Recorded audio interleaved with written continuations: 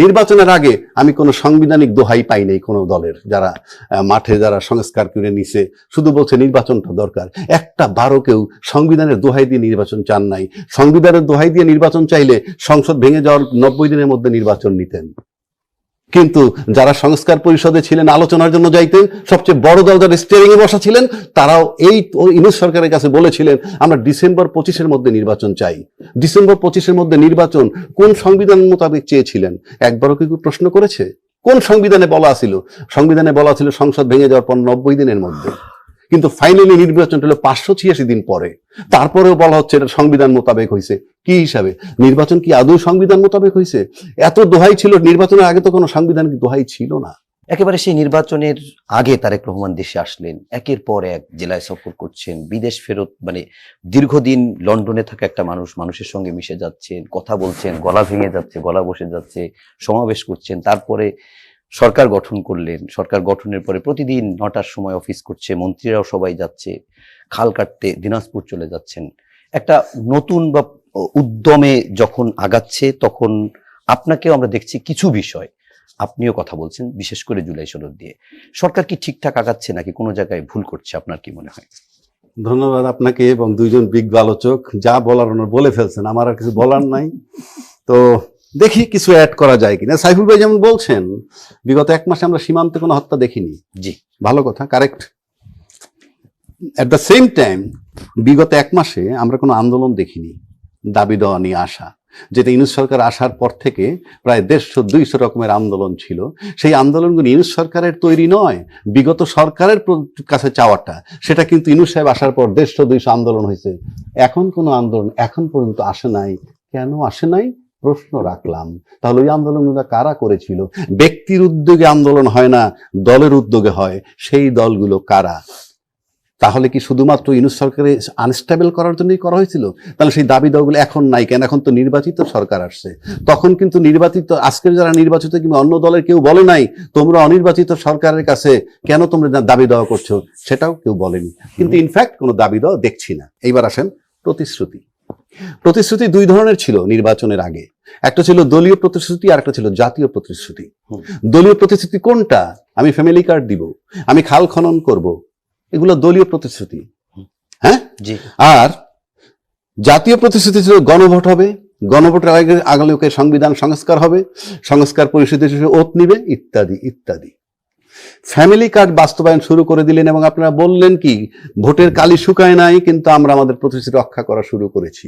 এই যে প্রতিশ্রুতি রক্ষা করেছেন, ইয়েস, ভালো কাজ, আমি বলছি না কাজটা মন্দ, কিন্তু আপনার এই কাজের একটা বিরাট বাজেট লাগবে। সেই বাজেটটা নিয়ে কি কোনো আলোচনা হয়েছে আদৌ সংসদে? আপনি ফ্যামিলি কার্ডের টাকাটা দিচ্ছি, আমার কোত্থেকে দিচ্ছি, আলোচনা তো হচ্ছে না। বাজেট তো বিগত সরকার করে গেছে, আলোচনা তো সংসদ হয়ে এখান থেকে কার্টেল করলাম, ওখান থেকে কার্টেল করলাম, আমাদের প্রতিশ্রুতিটা বাস্তবায়ন করি, সেটা কিন্তু হয় নাই।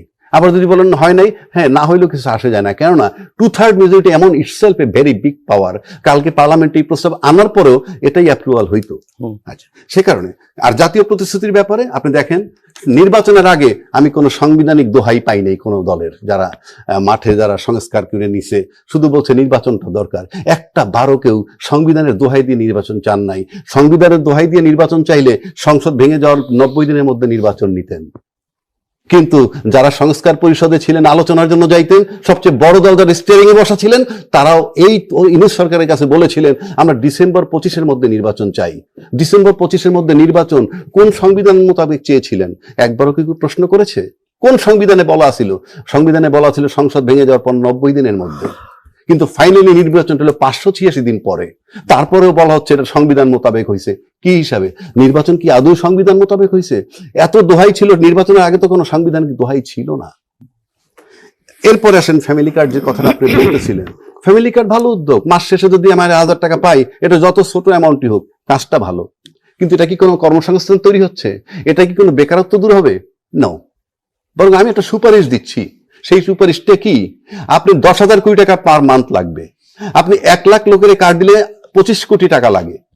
আপনি যদি বরং আমরা যদি ওইখানে যাই, দেশটা হতদরিদ্র পরিবারে 2,500 টাকা দিয়ে খাওয়া দাওয়ার পরে শেষ, সেটা না করে আপনি চিন্তা করেন তো যে 1 লক্ষ লোকের যদি আমি 2,500 টাকা করে দেই তাহলে 25 কোটি টাকা লাগে, আর পার হেড 2.5 লাখ টাকা ব্যয় করলে আমি কত লোক দেশে বিদেশে পাঠাইতে পারি। আমি যদি এই চিন্তাটা করি যে আমি সুন্দর সরকারি উদ্যোগে ট্রেনিং দিয়া গ্রিল মিস্ত্রি বানাবো অথবা ওয়েল্ডার বানাবো, নার্স বানাবো মেয়েদের ক্ষেত্রে, এবং তাদেরকে যদি আমরা হাত পা ধরে বহির্বিশ্বের সাথে যোগাযোগ করে বিদেশে পাঠাইতে পারি ওই টাকা দিয়েই, তাহলে হতদরিদ্র পরিবার একবার আমার সব না হোক যাই পাঠাইতে পারি, ফরেন রেমিটেন্স আসবে, কর্মসংস্থান হবে, একটা ফ্যামিলি সচ্ছল হবে এবং আমরা বেকারত্ব দূর করতে পারবো।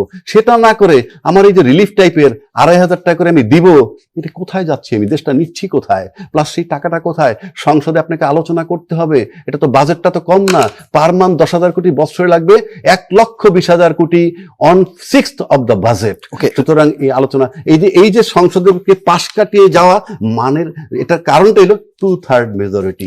Once you got the 2/3 majority, আপনি সব আইন। জেনারেল ও 11 দলীয় নির্বাচন ঐক্যের সমন্বয়ক হামিদুর রহমান আজাদ বলেছেন, জুলাই সনদ বাস্তবায়নের জন্য যদি দ্রুত ব্যবস্থা না নেওয়া হয় জনগণকে সঙ্গে নিয়ে রাজপথের আন্দোলনে যেতে বাধ্য হবে 11 দলীয় নির্বাচনী ঐক্য।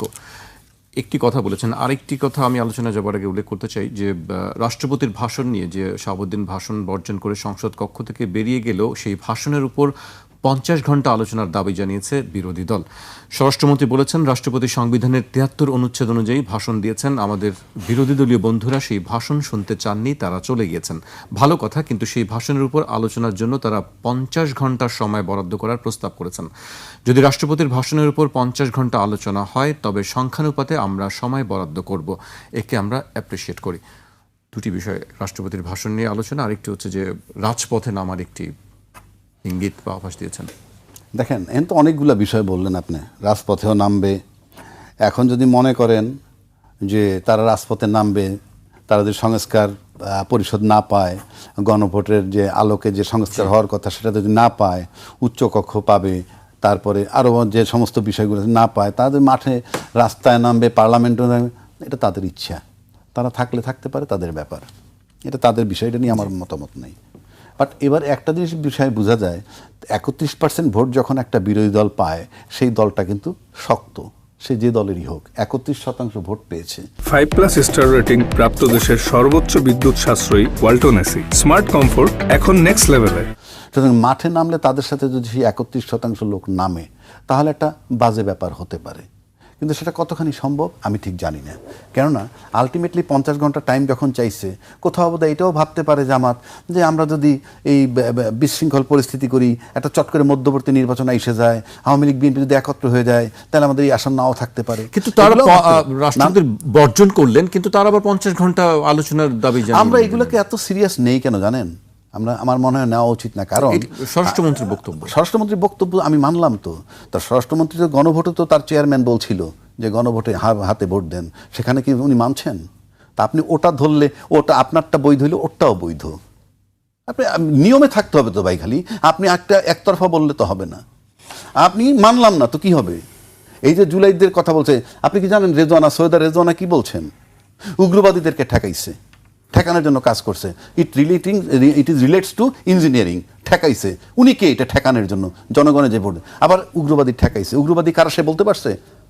সেইটুকু সৎ সাহস তার নাই, আমি চ্যালেঞ্জ করে দিলাম, সে বলুক না কাদেরকে সে মিন করছে উগ্রবাদী। যদি বলে, কাউকে নাম বলে, তাহলে তো তাকে আনসারেবল হইতে হবে। সুতরাং সে তাদেরকে ঠেকাইছে। কেউ কেউ বলতেছে জামাতের আমির ফেল করতেছিল, তাকে জিতানো হয়েছে। কেউ কেউ বলতেছে নাহিদ ফেল করছিল, তাকে জিতানো হয়েছে। If it is a fact, এটাকে যদি সত্য ধরি, তাহলে ইলেকশন ইঞ্জিনিয়ারিং হয়েছে। আর যদি আপনি সত্য না ধরেন, তাহলে সামনে এটা চিন্তার কারণ। কথাটা বুঝছেন? যদি ইঞ্জিনিয়ারিং হয়ে থাকে, তাদেরকে জিতানো হয়ে থাকে, তাহলে ইঞ্জিনিয়ারিং হয়েছে। তাহলে ক্ষমতায় যারা গেছে তারা ইঞ্জিনিয়ারিংয়ের মাধ্যমে গেছে। আর যদি বলেন না, জেনুইন ভোট হয়েছে, তাহলে 6টা সিট আসন পাইছে তারা, যাতে ফ্রম ডে ওয়ান মিডিয়া সহ তাদেরকে মিডিয়া ট্রায়ালের মধ্যে রাখছে 1.5 বছর। তারপরে 6টা সিট পাওয়ার মানে একটা ভয়ের কারণ। তাহলে সামনে কি হতে পারে? এগুলো চিন্তার বিষয়। ইঞ্জিনিয়ারিং মানেন, তাহলে আপনার পুরো নির্বাচন ইঞ্জিনিয়ারিং। আর যদি বলেন তারা জেনুইন 6 জন পাস করছে, তাহলে চিন্তার কারণ। আর সে কারণেই পাওয়ার শেয়ারিংটা করতেছে। আমরা আওয়ামী লীগ আর বিএনপি একসাথে আছি, তারা রাষ্ট্রপতিকে রাখার কোনো কারণ নাই, কোনো কারণ নাই, কোনো যৌক্তিক কারণ নাই। এইবার আসেন আরেকটা জায়গায় আসি। রাজপথে নামবেন 11 দল, সেটা তাদের ব্যাপার, নামলে নামবে, না নামলে না, তাদের ব্যাপার। কিন্তু আমি বলতে চাচ্ছি কোন জায়গাটা, শেখ হাসিনার জায়গাটা, যারা আজকে ক্ষমতায় আছেন তারা যদি শেখ হাসিনার জায়গাটা দখল করতে পারেন, তাহলে তারা শেখ হাসিনার মতো 15 বছর ক্ষমতায় থাকলে থাকতেও পারেন। কথাটা মাইন্ডিট, শেখ হাসিনার ভূমিকায় অবতীর্ণ হইতে হবে। শেখ হাসিনা 16 বছর পাওয়ারে ছিল, তার একটা ভূমিকা ছিল, যেই গুণাগুণ, যেই ভূমিকা, যেই বৈশিষ্ট্যগুলা সে পালন করছে, তার ভিতরে কিন্তু আবার আয়না ঘরও আসছিল, অনেক কিছু আসছিল। তার তো ক্ষমতায় থাকার প্রক্রিয়ার মধ্যে এগুলো সব ছিল।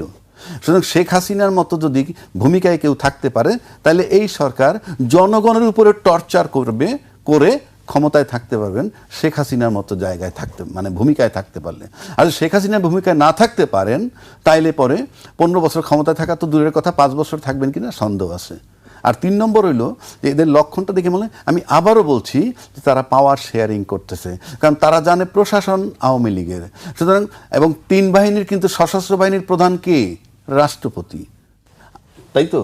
তো রাষ্ট্রপতি, সেই রাষ্ট্রপতি আছে, রাষ্ট্রপতির আন্ডার কমান্ড 3 বাহিনীর প্রধান, এইদিকে প্রশাসন, ক্ষমতায় বিএনপি। অনেক আগে আমি আপনাকে বলেছিলাম এক টক শোতে যে আসলে আওয়ামী লীগের বাড়িতে এখন এই সরকার অবস্থান নিচ্ছে, অবস্থান করতেছে। এখন বাকিটা আমি বলতে পারি না। এইটা আওয়ামী লীগের বাড়িতে এই সরকার অবস্থান করতেছে, কারণ আপনি যদি প্রেসিডেন্টে দেখেন বঙ্গভবন, তার আন্ডারে 3 বাহিনী।